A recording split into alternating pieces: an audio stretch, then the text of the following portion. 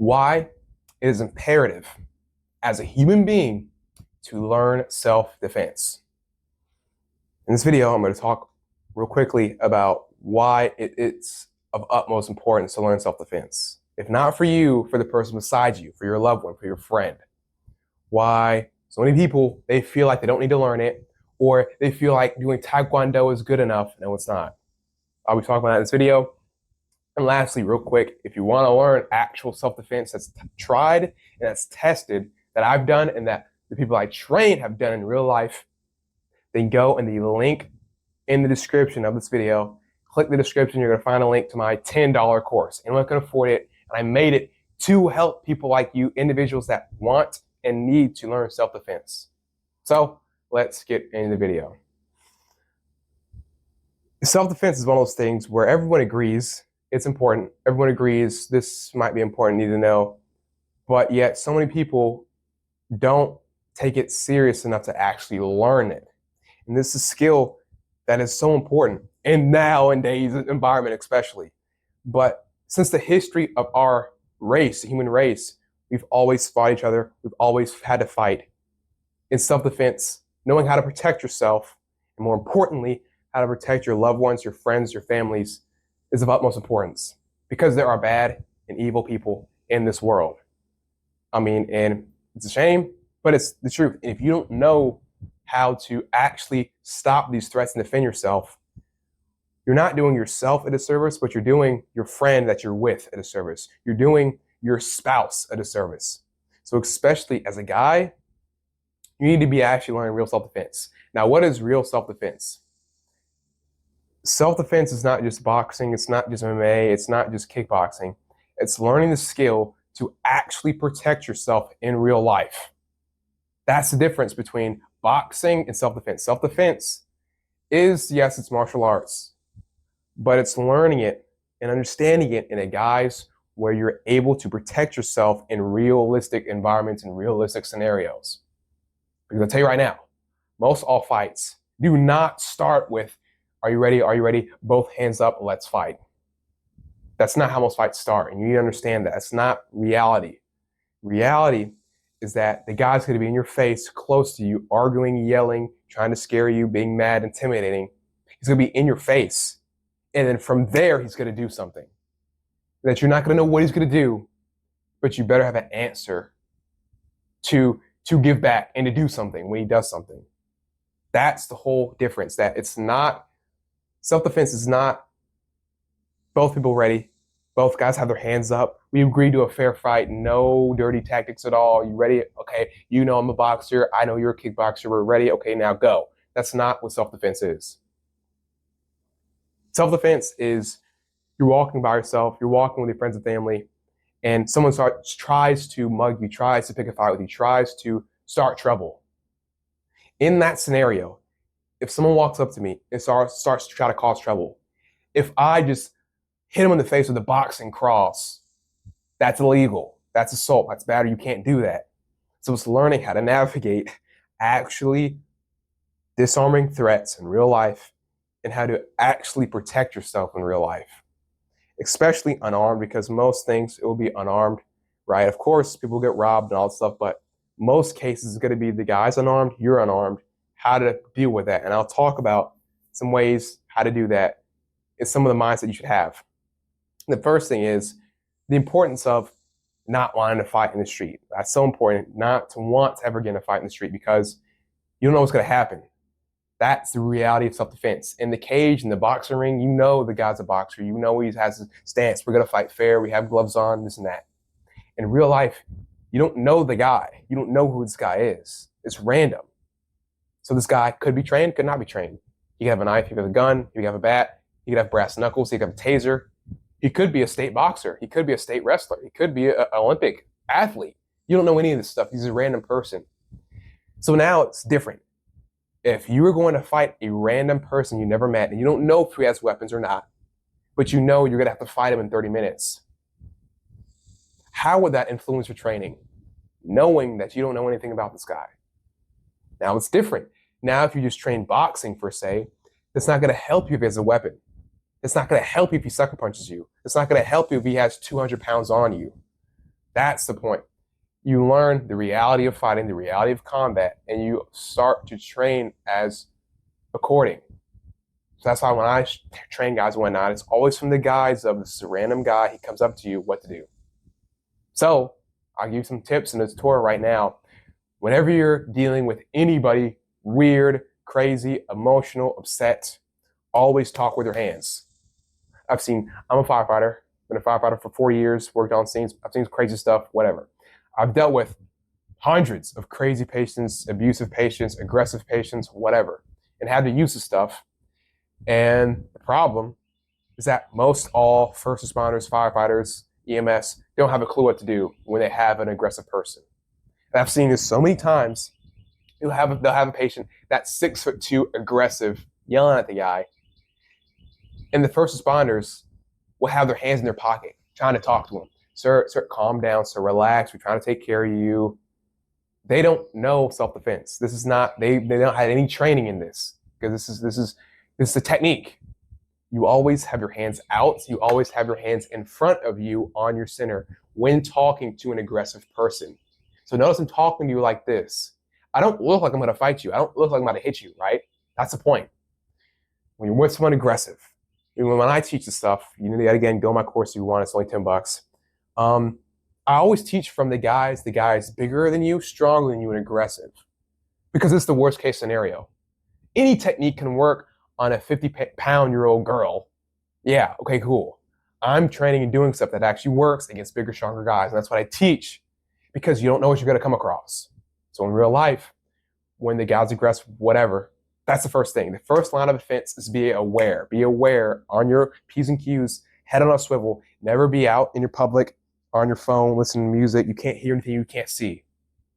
That's awareness is the first part of self-defense. I've had the question asked, okay, Joel, what will you do if someone sneaks behind you and do something, right? How would you get rid of, let's say he sneaks behind you and gets you in a choke or something. And my answer is this. I'd say, if the guy sneaks up behind me, but I don't know he's behind me, he's got me. I'm going to be behind. He can do whatever he wants for that first few seconds. If I sneak up behind Mike Tyson with a baseball bat and he doesn't know I'm behind him, I've got him. I'm going to beat him up. Because you can't do anything if you're not aware of it. That's the first thing. So I always say, if I don't, like, I'll be very brutally honest. Like, if I don't know the guy's behind me, well, then, they got me. I mean, I'm going to be behind. So by the time I figure out they're behind me, now it's just, I don't know, right? So I say, if I know they're behind me and I feel them go for the choke, then I'll do this. That's realistic. And that's what I teach from, realistic based. That, okay, if he tries to do a sleeper hold, and let's say I hear him or I feel him touch me, now I can go and defend it or whatever, yeah. But if I don't know they're behind, if I'm really like on my phone and they just choke me out, like, nothing I can do. So that's the first thing, awareness. When you're on scene, when you're walking, always be aware. Now back to the guy. Let's say he's a big 6'2" guy, 250. He's arguing, he's yelling, he's being aggressive. The first thing is always talk with your hands. Have your hands in front of you. Not like this, not like, okay, sir, bag up. Not like, sir, bag up, weird and like in your face, but having my hands in front of my body, in front of my center line, like this, allows me to, if he tries to tackle me, I can defend it in frame. You know, I can sprawl.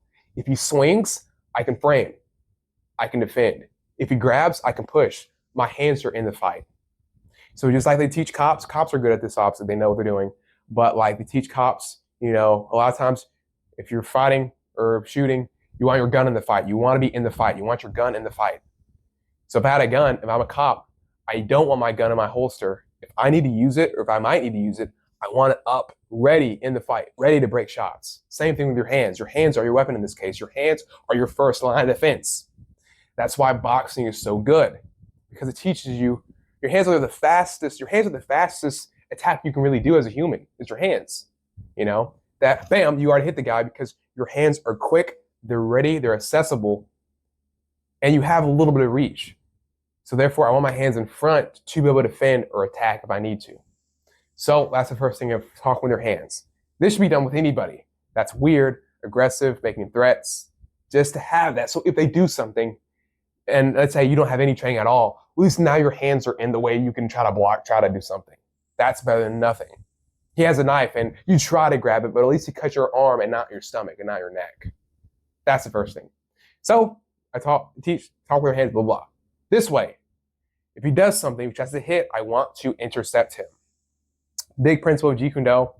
It's true, it's correct, and it's more of a concept because Jeet Kune Do is more of a philosophy, it's more of a concept. If you didn't know, Bruce Lee said this himself. Bruce Lee told Dan Inosanto that Jeet Kune Do is a concept. That's where the term Jeet Kune Do concepts come from. It's Bruce Lee said that. But anyway, intercepting is a concept. The concept of attacking the person either while they're trying to attack you or while they had the intent to attack you. That is the point. So it's not just hitting them out of nowhere, but it's you're hitting them when they're trying to attack you or when they're about to really want to attack you. So when the guy's bigger and stronger, you want to intercept him with something. Be it, I don't want to give him the time to fully start wailing on me. I don't want to give him the time to pull out the knife and stab me. I want to do something in that gap where he's trying to do it, in that gap where he tenses to throw. I want to do something. Whether it be to run away, whether it be to push him, I'm intercepting. Or whether it be to actually hit him, to actually finger jab, to actually hit for the knee, low line sidekick. If the guy's big and strong and he wants to fight you, the low line sidekick is a great kick to use. I've done it a million times. I've used it in real life. It works awesomely. But pretty much I'll show you real quick, just so you can learn this kick. Yet again, I'm talking with the guy with my hands in front. If he comes and we're at distance, aka if he's a couple feet away, then with my front leg, all I have to do is lift up and turn out to kick to the knee. It's a very easy kick to do, but it works because it intercepts the guy moving in. He moves in, he steps in that kick, and I can run away. Works fine, whatever, or I can keep attacking. That's the essence, that I don't want to wait for him to attack me. I want to do something before he does something. Because just like in law enforcement, they know if you wait for the guy to do something, you're behind. So even if he comes and I run, that works. I'm intercepting, I'm running away. Or he comes to try to grab and I push him off me. That works. I want to do something. Those are kind of the two basic things: being aware, have your hands in front, and intercepting the guy. It's so important with something, whether it be a single leg, whether it be a kick to the knee, whether it be a punch to the face, a finger jab. Intercepting is very good.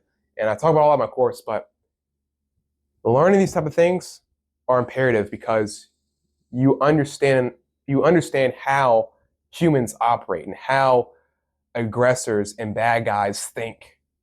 Bad guys want to go for the easy target. They want to go for the prey. They want to go for something easy because instinctively they want to win. They don't want to get caught. A bad guy, if you're trying to rob somebody and you know that I want to rob this guy, but there is a chance he could shoot me. He might have a gun on him. He might call the cops and I get arrested. I don't want to get arrested, obviously. So the bad guy goes for the easiest, weakest link. The thing that should be easy to rob because that gives me the greatest chance of winning. So I teach this in self-defense. You always, when the guy is arguing, yelling, because most confrontations start with something very emotional. Unless they're robbing you, it's a little different, but both mindsets are similar. Whereas the good guy, the person that does not want to fight, because self-defense is always from, you did not want to fight, but you had to, right? I did not want to fight, but I'm cornered and I have no escape and he's attacking me. I have to do something now. That's self-defense. That's the difference between self-defense and fighting. Fighting is we both agree. Self-defense is I do not want to fight this big dude. I have no other choice. Got to do something. Totally different. He grabbed me and has a knife out threatening me. I have to do something now. I can't wait and sit here. So with that being said, in both those scenarios, I want to act as if I don't know. I want to act scared. I want to act like I don't know what I'm doing. I want to act like a victim because that feeds their ego. Okay, this is easy. This is easy money. Oh, great. Oh, okay, perfect. It's easy. They don't want to fight a 250 pounds John Jones. No guy wants to rob that. The guy wants to rob a 130 pound dude that's skinny or a girl. They want to get some easy money. Everyone wants easy money. With being said, that's how someone either being aggressive, trying to cause a fight, or robbing. You always, hey, I'm sorry. I'm talking. Hey, I don't know. I'm always trying to disarm. I'm trying to disarm him verbally because I don't want to fight.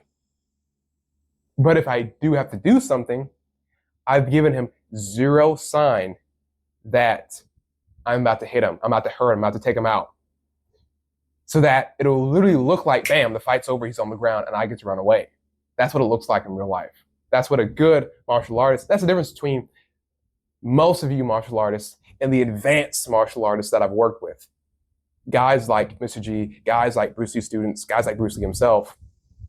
The fight doesn't last 5 seconds. The fight doesn't last 10 seconds. You stand in front of a TCF guy, the fight's not going to last 5 seconds. It's going to be, bam, you're on the ground, it's over with. That's like the peak of martial arts, ending it as fast as possible. Everyone says that, but they can't do it. But anyway, that's the whole thing. So that's why I'm acting like this, because I'm disguising my attacks to hit in and get out. That element of surprise is so big. That's why the Navy SEALs come in at the dead of night when it's quiet and it's 3 a.m. and they sneak in and take the target out, because surprise, that works. So when you talk about self-defense, it's always you want to be, hey, I don't want to fight, I don't want to do anything, and then attack them if you have to, obviously. That's like the two compare. When people compare or think like boxing, MMA, that's self-defense, they're wrong. It's two completely different mindsets, two completely different stuff, two completely different things. It's likened to like this. It's a difference between fighting, between self-defense. Fighting is like dueling. So it's a good analogy. Shout out to Adam Chan. He talks about this, and he's a great analogy. It's about wolves. Wolves. The analogy is that when you have a wolf pack, when this wolves, just a couple wolves together and then a pack running around doing their thing, hunting, whatever. When two wolves have a disagreement, let's say, and they want to fight, they're angry, they want to fight. Well, why do they want to fight? It's to show dominance. It's to show I'm the leader, I'm the pack leader, I'm the alpha, right? It's for, I want that mate, I want that female wolf, I want whatever. So they fight. When they fight, the wolves are growling, being aggressive, being big and tall, bad. I'm trying to intimidate the other wolf and show the other wolves I'm big and bad and tough. You know, hey, come on, growling, barking. It's a show. I'm trying to show how big and tough I am. When they fight, the wolves aren't trying to kill each other because they're part of the pack. They're part of the same squad. They're not trying to kill, but they're just trying to hurt, to show I beat you up, I win. The goal is to make the one wolf submit, to make him show as lesser of a wolf, I'm the big wolf, you lost, I beat you up. Now submit, now I'm the pack leader, It's for ego. And that when they fight, they're not trying to kill each other, but they're trying to show I'm the best. It's a fair fight in a way. Now, take this to wolves hunting. So I was fighting, now hunting. When they're hunting for food to eat, to survive, gone is the barking, the growling, the yelling, the looking big and bad. No. What do? They slowly, carefully sneak up on the prey, and at the last second, when they're mere feet away, they sprint with all their might and go straight for the throat, straight for the instant kill. Why is that? Because that's fighting. That's the difference between fighting and self-defense. Fighting is for ego. It's to show everybody around me, hey, I'm big and bad, I'm tough. Hey, you don't want to mess with me, I'm tough, whatever, go away, get scared. And I'm trying to intimidate you, I'm trying to show everyone else I'm cool, right? If we fight in real life, it's because it's a fair fight. We both agreed to fight, we want to fight, and we want to show the best man may win. That it might be for a girl, it might be to show dominance, it might be to be cool, it might be to be tough. Bam. Self-defense is, I don't want to fight you. But now it's a method of survival. When the wolf goes to hunt, it's to survive. It's to eat. It's not for ego anymore. It's not for bragging rights. It's for I want to live. When that mindset's in the wolf, he's going straight for the throat. He's going to sneak in. He's going to use whatever dirty tactic he can. So in self-defense, when it's a big 250 guy in front of me, linebacker, bigger than me, stronger than me, and I do not want to fight, but now I'm pinned against the wall, I'm in a corner like this, I can't just run away, because everybody says, run away, run away, run away. Yes, run away, duh. But most times you cannot run away. If I'm in a corner-fed room, I cannot run away. If I'm in a hallway and the guy's fast, I can't run away, he's gonna chase me. If I'm in a room, I can't run away. So self-defense is so important because you cannot always run away. You can't. So yet again, the big burly guy in front of me, I'm trapped, I cannot run away. He's threatening me to hurt me, to kill me. This is not a thing about ego. I'm a martial artist. I'm a black belt and whatever. No. This is who wants to hurt me, my family, my friends. I'm going to do whatever it takes to survive as fast as possible to get out of here. So I'm not going to show big bad, hey, I do martial arts. I have a YouTube channel. Let us go. Let us fight and do something. No. It's going to be oh, I'm so sorry, man. I don't know. Bam. Blast them with everything I know for a few seconds. Hurt them bad. Get out the way. That's what it is. I don't need to fight fair. This guy's crazy. He's yelling at me. He's bigger and stronger than me. I don't want to give him any signs. I don't want to help him at all. So when I hit him, he's not going to see it coming. That's the point. That's the difference. One is survival. One is ego. That's the whole thing between combat sports, boxing, MMA. It's, hey, ego, I'm big and bad and tough. Versus self-defense. A good martial artist knows this and knows I want to hide my stuff. I don't want to say I know anything. I don't want to say I'm a black belt. I want to be, hey, I'm Joe Blow. I don't know anything. Please don't hurt me. And then when you do come to me, you do try to hurt me. I'm not doing a boxing 1, 2, 3. I'm not taking you to the ground.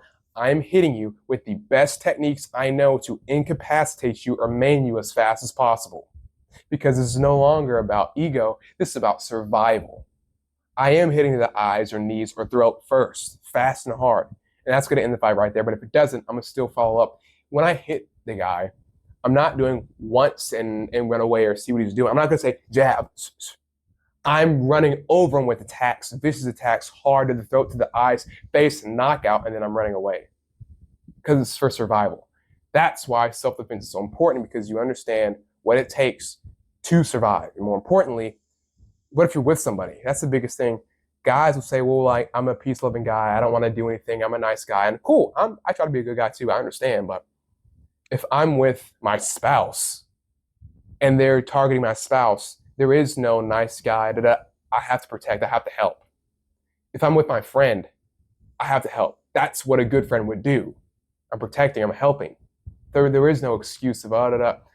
When you're with somebody and you have the skill, it's a skill. You are an asset. And so that's why it's so important, because most guys don't have a clue. They think, oh, we'll square up and box around and do this type of stuff. And no, that's combat. That's ego fighting. When you talk about self-defense, protecting yourself, protecting your loved ones for survival, you learn a different set of techniques. You learn real human behavior, how to read people and how to end the fight as fast as possible, regardless of size and strength. If you want to learn that, obviously, one, find a great teacher, find someone that's been in fights, find someone that knows what they're talking about, who's been in real fights, learn from him. If you don't have that, obviously, hit the description of this video. You'll find my link to a $10 course where I teach all this stuff. Hundreds of videos. I've done it. My students done it. And we have guys in there that have used the same exact techniques I show in the course. And they say, you got guys, I literally used this yesterday and it worked. And I was able to win and get away safely. So if you want to learn real stuff, go to the course. If you don't want to, that's fine. It's only $10. But if you don't, go find a school that actually has used it. Because it's totally different when guys that just learn stuff and guys that have actually been in it. Guys that have been in scary situations, had to barely use it to escape for their life. When that guy teaches you, thankfully I've had teachers like that, the teaching's totally different. His experience is totally different because he's really teaching from a pure reality, 100% reality based, that this could have gone south bad. I survived. Here's what I did. That's who you should learn from. You shouldn't learn from just a UFC boxer, fighter, MMA. You should find guys that have actually security guys work security, guys that work in bars, guys that actually use the stuff in the real environment, because the way they're going to teach and show you stuff will be real practical based stuff. You don't know the guy, you don't know his training, how to use stuff to your advantage, how to fight dirty, right? It's important because we talk about survival. When it's two guys against me and my friend, I'm not going to fight fair. And at the same time, I want to end it as fast as possible. Because the longer this goes on, the longer more guys can get involved, the longer he can get a weapon, all that stuff. So you want to learn from someone that really does it. So that is it real quick. If you want to learn self-improvement, how to better yourself, how to make some money, how to talk to girls, all that stuff, whatever it may be, I have a whole self-improvement course as well in the description of this video. And lastly, let me know what you thought about this video. Let me know. put a comment down below. Tell me your thoughts. Tell me your opinions. Please, I want to know. I'm interested. And if you liked it, great. If you dislike it, go ahead and dislike it. And with that out of the way, that's it for this video. Peace. Keep training. And lastly, stay safe. Keep training. And I'll see you in the next video. Peace, guys.